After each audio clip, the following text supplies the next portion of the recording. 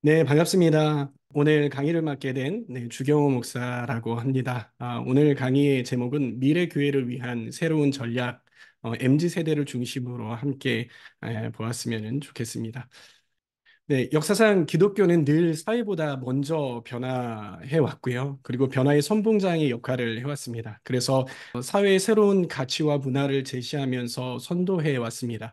그러나 이제는 그러한 사회적 주도권을 다른 곳에 많이 빼앗겨 버렸습니다. 그리고 어쩌면 사회에서 가장 변화하기 두려워하고 그리고 변화하지 않으려는 집단이 되지 않았나라는 그러한 생각을 해봅니다.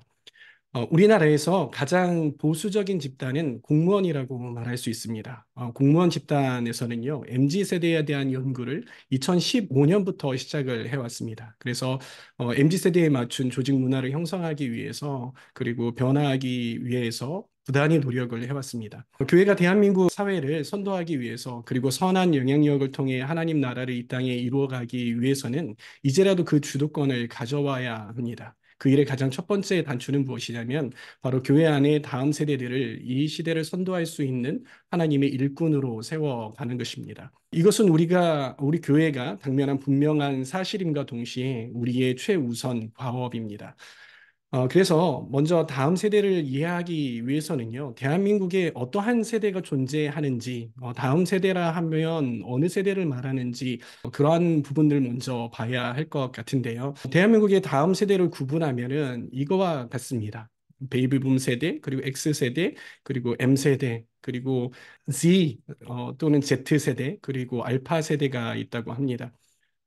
그동안 우리는 청년 세대를 말할 때에 MZ 세대라고 말해왔습니다. 그런데요, 이제 비즈니스 시장이 잡아야 하는 세대를 뭐라고 하냐면요, 이 잘파 세대라고 합니다.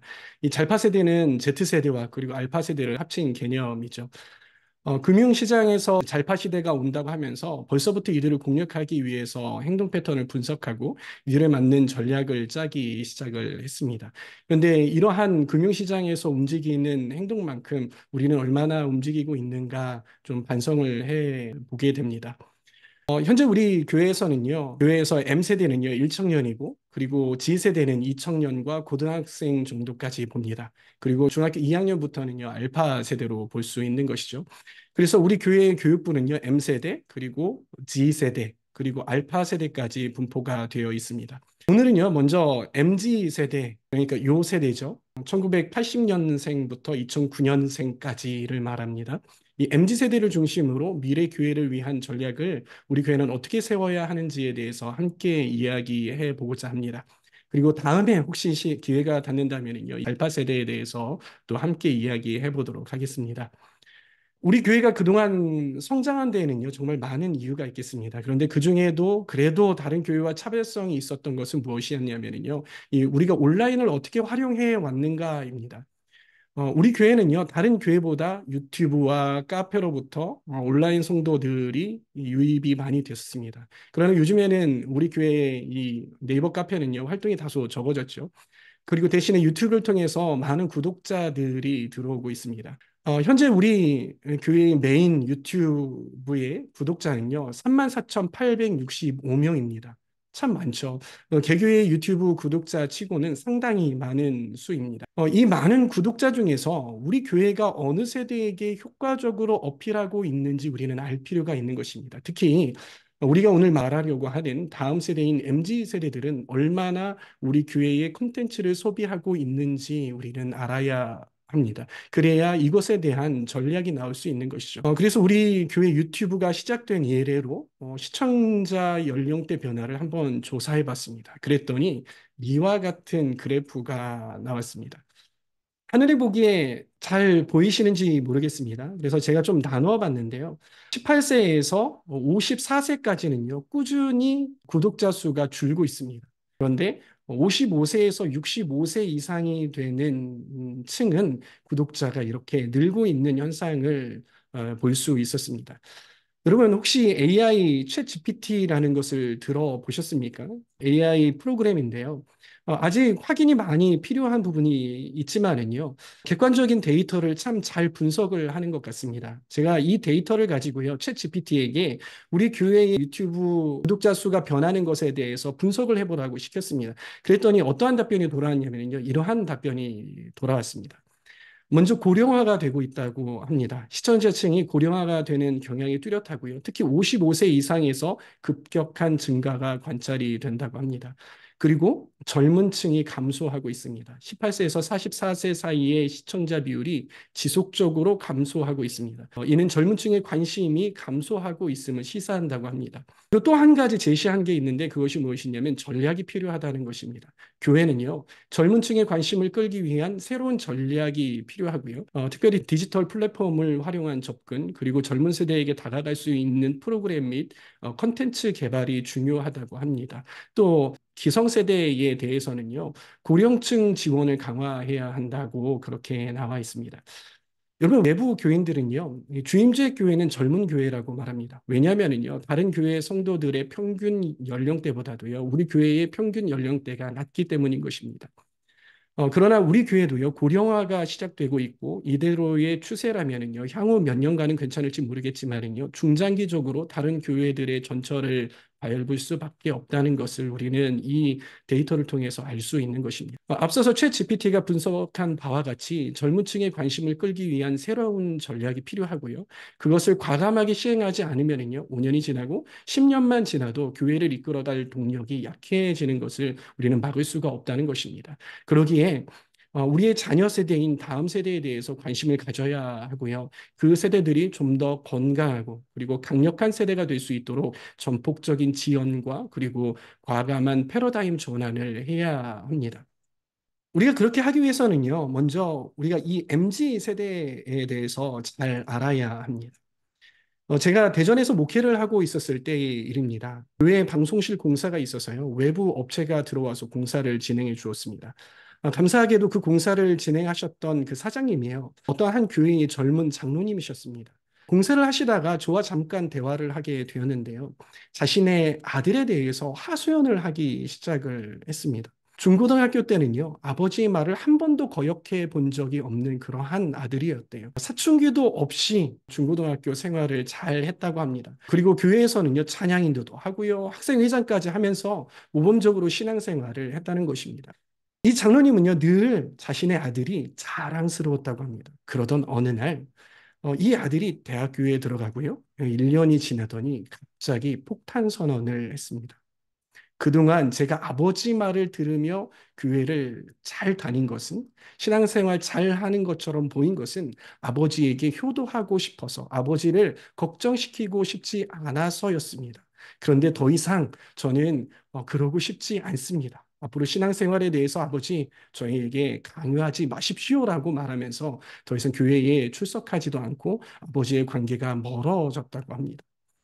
여러분, 이 이야기는요, 어느 교회의 한 장로님의 특별한 케이스만으로 취급하기에는 우리에게 너무나도 친숙한 이야기입니다. 저는 청소년 청년 사역을 하면서요, 이런 류의 이야기들, 이런 패턴을 정말 많이 듣습니다. 심지어 우리 교회의 청소년들과 청년들, 그리고 부모들에게서도 이러한 패턴의 이야기를 듣습니다.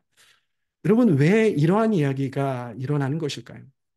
그 이유는요, 이 아들이 시험 들었기 때문만이 아니라요. 그동안 아버지가 아들의 속마음을 잘 몰랐기 때문일 수 있습니다.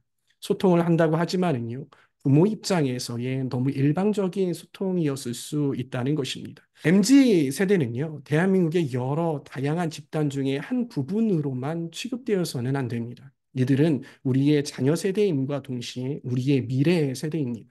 그러기에 이 부모 세대를 비롯한 우리 기성 세대는요, 이 세대를 하나님의 강한 군사로 세워내야 하는 그러한 사명을 가졌습니다. 그런데 이 세대는요, 기성 세대와는 참 많이 다릅니다. 예, 많이 달라요. 그러기에 이 기성세대는요, 이 세대를 대화도 잘 안 통하고 그리고 이해할 수 없는 그러한 세대로 인식할 수 있습니다. 그래서 이 세대가 어떠한 세대인가에 대해서 함께 나누어 보려고 합니다. 직장에서요, 직장의 기성세대의 상사들이요, 이 MZ세대에게 어떠한 일을 시키면은요, 종종 이러한 질문을 받게 된다고 합니다. 그게 뭐냐면요, 3요예요. 세 가지 요가 들어갑니다. 첫 번째는요, 왜요? 라고 합니다. 그리고 두 번째는 제가요? 인 거예요. 그리고 세 번째는 어떻게 해요? 라고 물어본다고 합니다. 여러분께서 이러한 질문을 들으시면 어떻게 반응을 하시겠습니까? 참 골치 아픈 세대 아닙니까? 기성세대는요, 이 질문을 받으면서 어떤 기분이 드냐면요, 버르장머리 없는 세대, 토다는 세대, 같이 일하고 싶지 않은 세대로 받아들인다는 것입니다. MZ세대는 사회적으로 긍정적인 이미지이기보다는요, 골칫거리로 취급받고 있는 것이 현실입니다. 여러분, 과연 MZ세대는 사회적으로 정말로 골칫거리일까요? MZ세대가 여러분 왜 이러한 질문을 할까를 생각을 해보면요, 우리는 이들을 이해할 수 있습니다. 여러분, 이들의 본심은요, 정말 일하기 싫고, 그리고 직장 상사가 미워서 그러는 것이 아닙니다. 그만한 이유가 있습니다. 그 이유는 무엇이냐면요, 교육과정 때문인 것입니다. 이 MZ세대는요, 자연스럽게 이러한 질문을 하도록, 그리고 해야만 하도록 교육과정과 그리고 성장과정 가운데에서 교육을 받았다는 것입니다. 그래서 이 왜요? 제가요? 어떻게요? 라는 이러한 질문을 분석해 보면 무슨 말이냐면요. 왜요는 why라는 거예요. why. 어떤 일에 대한 근본적인 이유를 알아야 일을 효과적으로 할 수 있고요. 또한 그 일을 지속적으로 할 수 있다라는 것을 MZ세대가 알기 때문에 이러한 질문을 한다는 것입니다. 그리고 제가요라는 것은 why me라는 것입니다. 이것은요, 이 역할이 과연 자신에게 적합한 일인지, 그리고 상사가 이 일이 나에게 적합하다고 여긴다면 왜 그 일이 나에게 적합한 것인지에 대해서 확인을 해야만 합니다. 그럴 때에 그 일을 하는 나의 최대한의 잠재력을 끌어내서 효과를 이끌어낼 수 있기 때문인 것입니다. 그리고 어떻게요는 how를 묻는 것입니다. 그것은 무엇이냐면요. 행동의 구체적인 방법. 내가 이 일을 할 때에 어떻게 해야 하는지, 어떠한 방법을 써야 되는지, 어떠한 도구를 사용을 해야 되는지, 내가 어디까지 해야 되고 어디까지 하지 말아야 되는지를 알아야 효율적이고 창의적인 해결책을 찾아서 일할 수 있기 때문에 이러한 질문을 한다는 것입니다. 그래서 MZ 세대는요, 어떠한 일을 해야 할 때 이 3O를 항상 물어보거나 여러분들에게 물어보지 않아도요, 늘 마음속에 이 질문들을 담아두고 있고 되뇌이고 있다는 것입니다. 그리고 이 3O가요, 충족되지 않으면 이 세대는 결코 움직이지 않게 됩니다. 움직이더라도 굉장히 수동적으로 움직일 수밖에 없습니다. 그러나 희망적인 것은요, MZ세대가 이 3O만 잘 충족되고 동의가 된다면요, 그 누구보다도 그리고 열정적으로 그리고 효과적이고 그리고 창의적으로 일할 수 있는 그러한 세대라는 것입니다. 두 번째, 이 MZ 세대의 특징은 무엇이냐면요. 디지털 유목민, 디지털 네이티브로 불릴 만큼 스마트 기기와 디지털에 익숙한 세대입니다. 부모 세대는요, 성인이 되어서야 스마트폰을 접하게 되었던 세대였습니다. 그리고 이를 사용하기 위해서 학습해야만 했어요. 반면에 MZ 세대는요, 어린 시절부터 자연스럽게 디지털 기기를 다루게 되었던 것입니다. 그래서 이 MZ 세대를요, 디지털 유목민 내지는 디지털 네이티브로 부르게 되는 것입니다. 이들은요, 어렸을 때부터 스마트폰, 인터넷, 소셜미디어와 같은 디지털 기술과 밀접한 관계를 맺어왔습니다. 예를 들면 어떤 거냐면요, 우리가 영어를 배우잖아요. 근데 우리가 한국에서 영어를 배운단 말이에요. 한국에서 영어를 배우면 어떻습니까? 어렵습니다. 그리고 아무리 우리가 영어를 사용을 한다 하더라도 이 외국 사람만큼 하지 못하는 거예요. 그런데 한국 사람이 외국에 가가지고 어렸을 때부터 영어를 배우면 어떻습니까? 아주 영어를 잘 배웁니다. 원어민 수준으로 할 수 있다라는 것이에요. 바로 이 디지털도 그러하다라는 것입니다. 그러기에 MZ세대는요, 이러한 기술을 사용해서 정보와 지식을 빠르게 습득할 수 있게 되었습니다. 그리고 이를 기반으로 해서 다양한 상황에 빠르게 적응하고 문제를 해결합니다. 요즘 직장에서는요, 이 MZ세대와 함께하기 위해서 미션들을 준다고 합니다. 그 미션이 무엇이냐면요, 먼저 기성세대가 아닌 이 MZ세대를 리더로 세웁니다. 그리고 기성세대가 MZ세대에게 이 디지털에 관련된 것을 배우게 하는 거예요. 줌을 어떻게 사용을 하는지, 그리고 휴대폰을 어떻게 사용을 하는지, 이 기기를 어떻게 사용하는지, 이러한 것들을 배우게 한다는 거예요. 그리고 다른 서칭하는 것들을 통해서 맛집을 어떻게 찾아가는지, 이러한 것들을 배우게 한다고 합니다. 그래서 MZ세대들이요, 이 기성세대들을 잘 도와서 미션을 완료하게 하는 거예요. 기성세대들이 MZ세대를 도와서 하는 게 아니라 MZ세대들이 기성세대를 잘 도와서 이러한 미션을 완료하게 하는 것이에요. 이런 미션을 통해서 그 조직이 좀 더 빨리 이 디지털 세대로 전환할 수 있게 된다고 합니다. 하버드 비즈니스 스쿨에 계시는 린다 힐 교수님이 올해 이러한 이야기를 하셨습니다. 가장 나쁜 것은 디지털 네이티브가 자신의 아이디어를 개진한 것을 리더가 진지하게 생각하지 않는다고 느끼는 것입니다. 디지털 시대에 뛰어난 리더는 차세대 인력을 건설적으로 개발하고 활용할 수 있는 방법을 탐구합니다. 이런 리더는 디지털 네이티브가 조직의 디지털 여정을 가속화하는 데 필요한 놀라운 내부 소스임을 알게 됩니다. 여러분, 이 말은 무엇이냐면요, MZ세대를 잘 활용해야 조직이 다음 과정으로 빨리 넘어갈 수 있게 된다는 것입니다. 이러한 점을 볼 때 MZ세대들은요, 사회적인 골칫거리가 아니라요, 우리 사회가 다음 세상으로 나아가게 할 해결책을 가진 아주 귀중한 인재들이라는 것입니다. 그리고 이들은 그러한 키를 가지고 있다는 것이. 이것은 사회적으로 그렇지만요, 교회적으로도 마찬가지입니다. 예컨대요, 이 MZ세대들은요, 마음만 먹으면 신앙적인 부분에서도 어른들에 비해 성경적인 지식을 더 빨리, 그리고 더 정확하고, 그리고 더 광범위하게 습득할 수 있습니다. 그리고 심지어는 지식을 더 균형 있게 정립해 나아갈 수 있습니다. 여러분, 요즘 MZ 세대들이 신앙에 대한 질문이 생길 때에 무엇을 찾는 줄 아십니까? 어른들을 찾습니까? 부모님들을 찾습니까? 아니요, 그러지 않습니다. 이들은 어플 하나를 찾습니다. 그 어플이 무엇이냐면 이 초원이라는 어플입니다. AI를 기반으로 해서 자신이 궁금해하는 신앙적인 질문을 하면은요, 놀라울 정도로 높은 수준의 답을 해준다고 합니다. 제가 이 어플에다가요, 질문을 해봤어요. 그 질문이 뭐냐면요, 하나님은 왜 불쌍한 사람들에게 비극을 겪도록 내버려 두시나요? 라는 그러한 질문을 해봤습니다. 한 1분도 안 돼서요, 답을 쏟아내는데 어떠한 형식으로 답을 쏟아내냐면요, 이러한 형식이에요. 질문이 있고요. 그 뒤에 사랑하는 분이라고 이야기를 하면서 이 질문이 왜 중요한지, 그리고 이 질문을 한 것에 대해서 굉장히 격려해 주면서 이야기를 시작을 합니다. 그러면서 어떻게 하냐면요, 성경 해설을 보여줍니다. 마치 설교를 하는 것처럼요. 그리고 이러한 부분들이 쭉 지나간 다음에 무엇을 하냐면요, 놀랍게도 마지막에 기도문을 해줘요. 하늘에 계신 하나님 하면서 오늘도 주님의 말씀을 통해 저희에게 지혜와 위로를 주심에 감사를 드립니다. 욥기 1장 21절의 말씀처럼 하면서 이렇게 기도합니다까지 쭉 이러한 것들을 제공을 해 주고 있다라는 것입니다. 이 어플은요, 미리 기록된 질문에 대한 답을 하는 것뿐만이 아니라요, 기독교에 관련된 아주 까다로운 질문을 하더라도요, AI를 기반으로 해서 아주 모범적인 답을 해줍니다. 그에 해당하는 영적인 원리를 제시해주고요, 마치 설교처럼요, 성경적인 가르침을 아주 정확하게 해줍니다. 신학적으로도 아주 탄탄하게 해줍니다. 게다가 이를 바탕으로 기도문까지 써주는데요, 여러분, 너무나도 은혜스럽습니다. 이 어플이 답할 수 있는 수준은요, 이미 일반 크리스찬이 할 수 있는 것보다 훨씬 더 높은 수준입니다. 이 말이 무엇입니까? 일반 어른들이, 성도님들이 자녀 세대에게 해줄 수 있는, 부모님들이 자녀에게 해줄 수 있는 그 수준을 이미 뛰어넘었다라는 것이에요. MZ세대는요, 신앙에 궁금증이 생기면요, 이런 어플을 사용해서요, 자신의 신앙의 문제를 해결해 갈 수 있는 그러한 세대가 되었습니다. 이제는요, 기성세대가 자신의 경험에 의한 당위성만으로는요, 이들을 설득하고 가르치기가 어려운 시대가 되었습니다.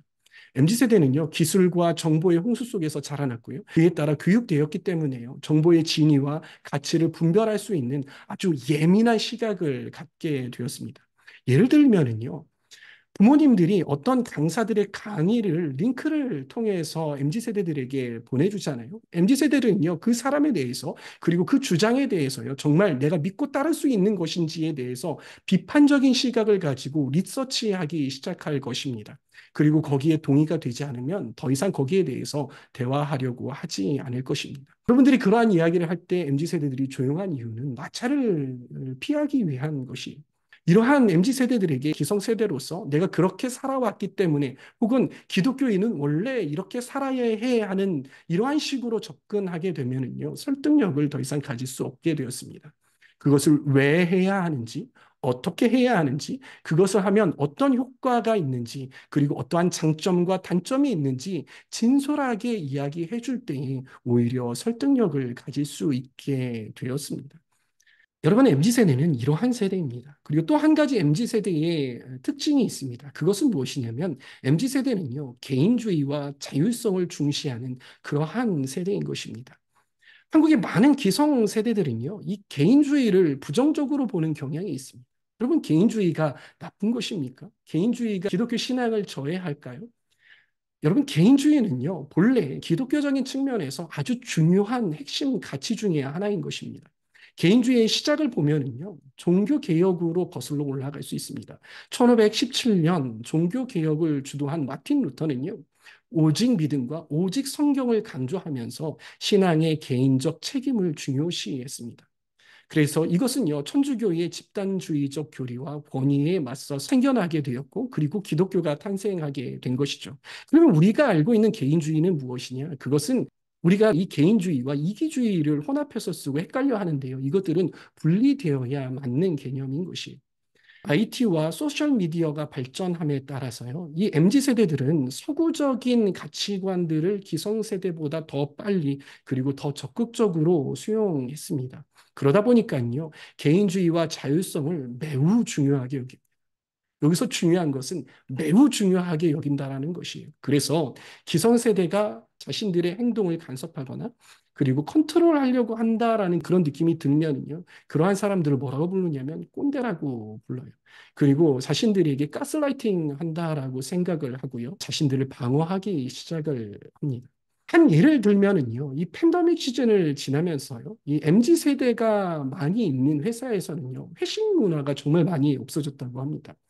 이 세대는요, 일을 마친 다음에는 운동, 자기계발, 그리고 가족 및 친구들과의 편안한 쉼의 시간을 갖고 싶어 하지요. 직장 상사들과 함께하는 그런 피곤한 회식을 하고 싶어 하지 않습니다. 그런 자리에 참고 앉아 있고 싶어 하지 않는다라는 거예요. 그리고 그러한 것을 개인의 자율성을 해치는 것이라고 인식을 하게 된다는 것입니다. 그러다 보니까요, 많은 기성세대들이 요즘 MZ 세대들과 대화하다 보면은요, 서양인들과 대화하는 것 같다고 합니다.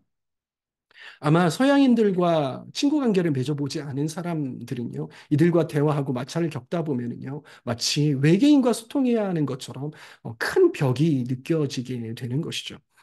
그래서 이들과 잘 소통하려면은요, 오히려 서구적인 시각을 가지고 이들을 대할 수 있어야 하는 거예요.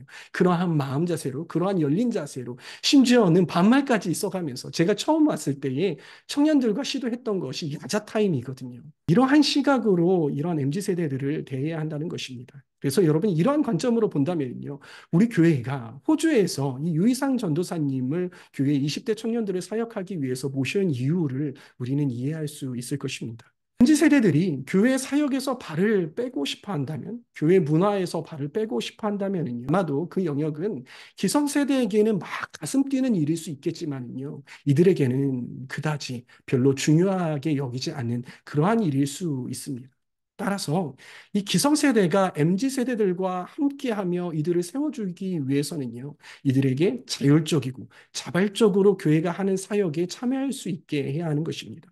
여기서 중요한 건 자율적이고 자발적으로입니다.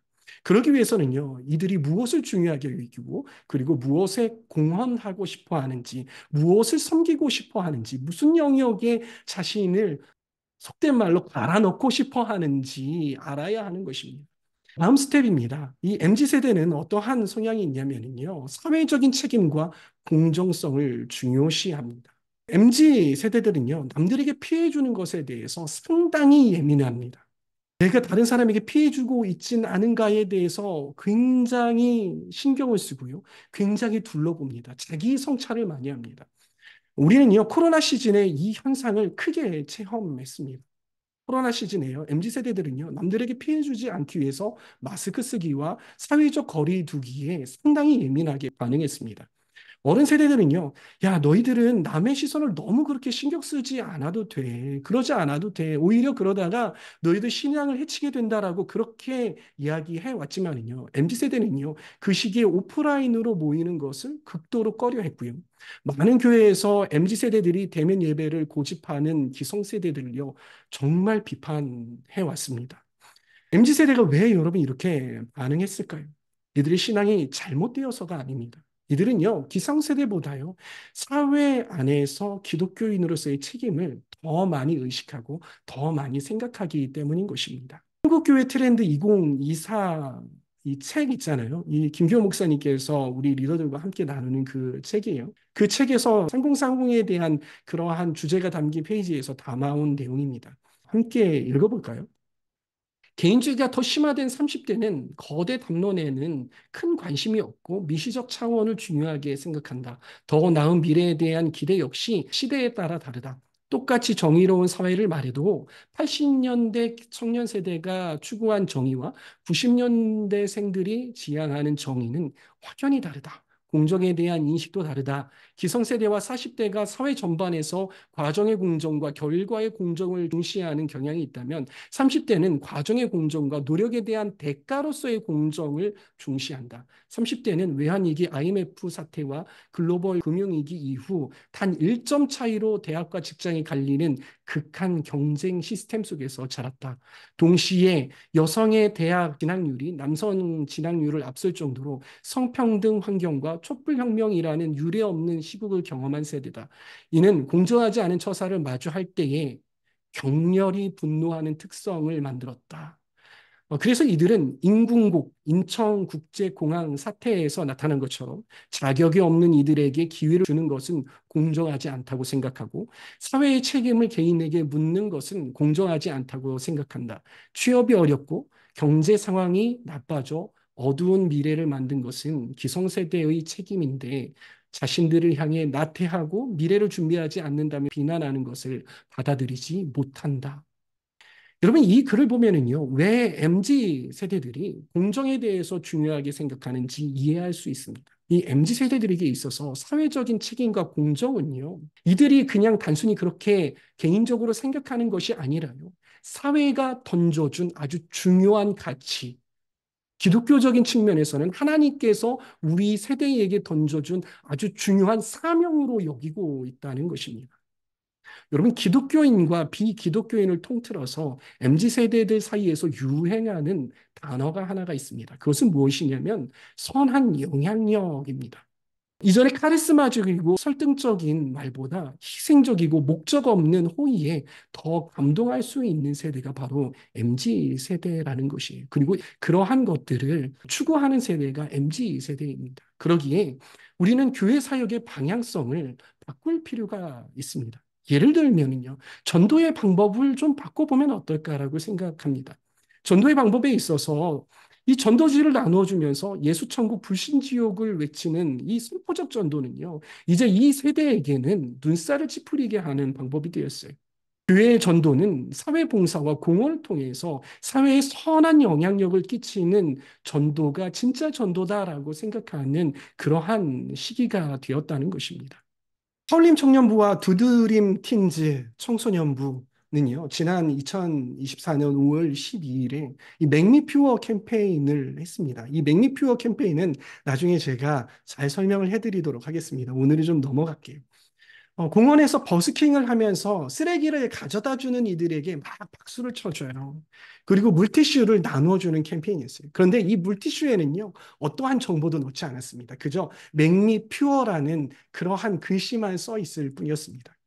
그러면 이날 이 캠페인은요, 큰 호응을 보였습니다. 먼저 청소년과 청년들이요, 자율적으로 캠페인에 동참할 수 있었고요. 기독교인으로서 이러한 방법으로 사회에 공헌하고 선한 영향력을 끼칠 수 있다는 것을 이 다음 세대들은 배웠어요. 아, 교회가 이러한 일을 하니까 너무 좋아요. 하는 저희도 너무 좋더라고요. 라는 그러한 이야기를 하더라고요.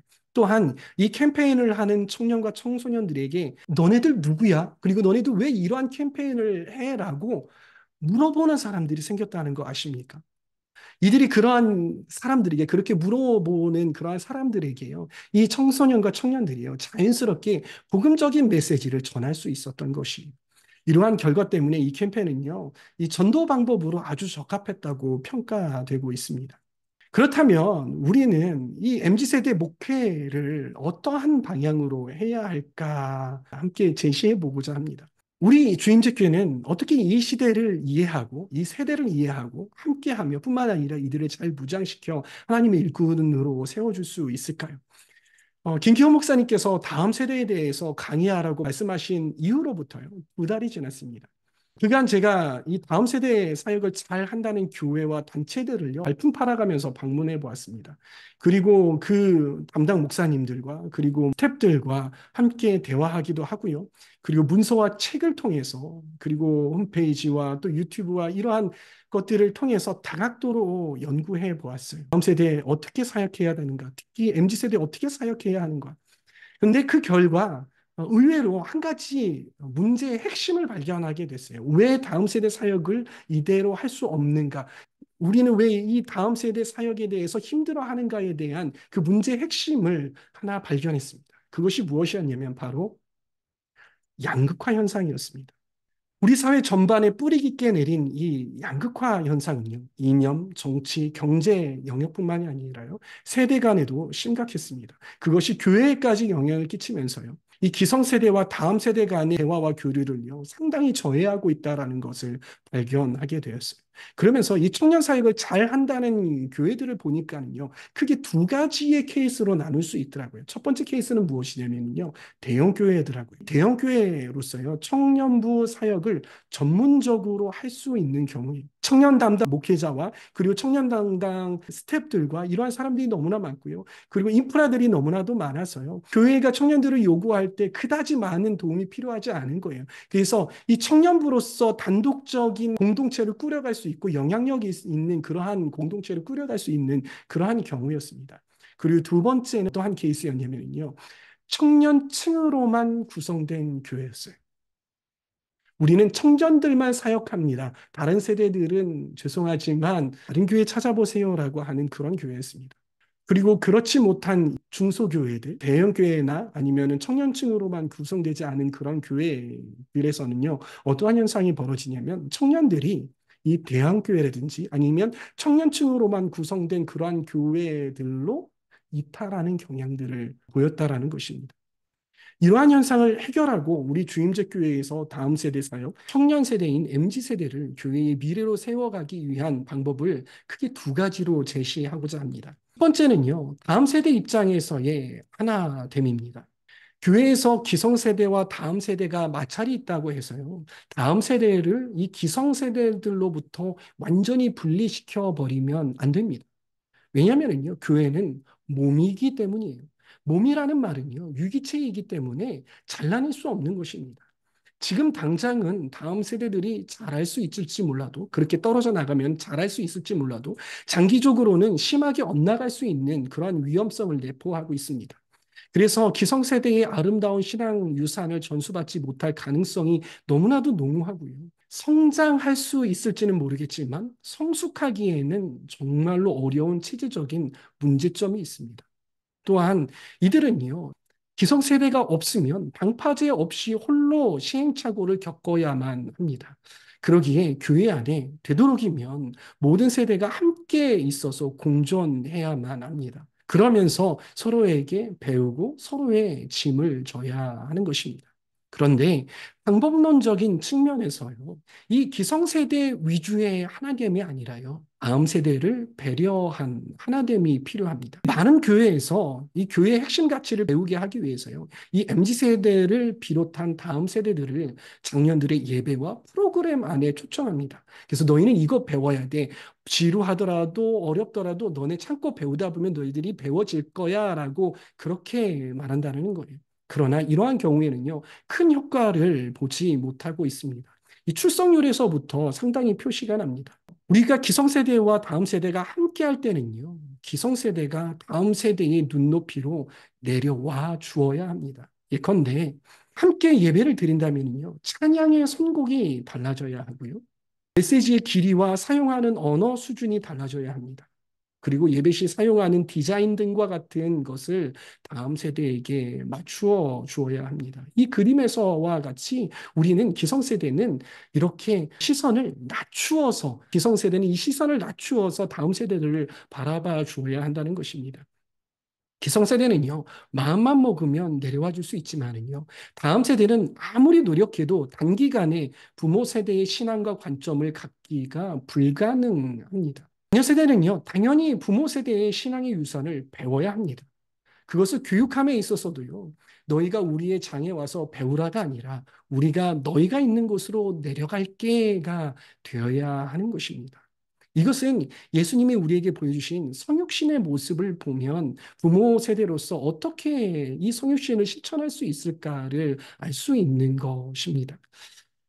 두 번째입니다. 두 번째는요, 독립성을 인정하고 보장해 주어야 합니다. 1990년대 초중반에요. 서태지와 아이들이라는 컨텐츠를 소비하면서 아주 화려하게 등장한 세대가 바로 X세대입니다. 이 X세대는요, 베이비 부머와 그리고 386 세대의 가치관을 과감히 거부하고 개성을 외치던 그러한 세대였습니다. 이 세대의 취향과 사고방식은 정말 파격적이었습니다. 여러분 신문에 보이지 않습니까?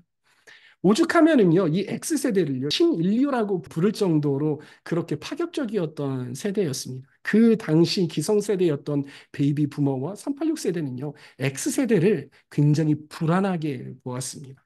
여기 보이지 않습니까? X세대 책 안 읽는다. 권위를 거부하는 X세대 등장. 학력보다 아이디어 시대로. X세대 나만 있고 우리는 없다. 여러분, 이게 X세대였습니다. 그러나 현재는 어떻습니까? 현재는요, 정치, 경제, 문화, 언론, 종교, 사회 전반에서 혁신적인 리더로서의 역할을 잘 감당해 왔고요. 지금의 이 시대를 이끌고 있는 주역이 되지 않았습니까?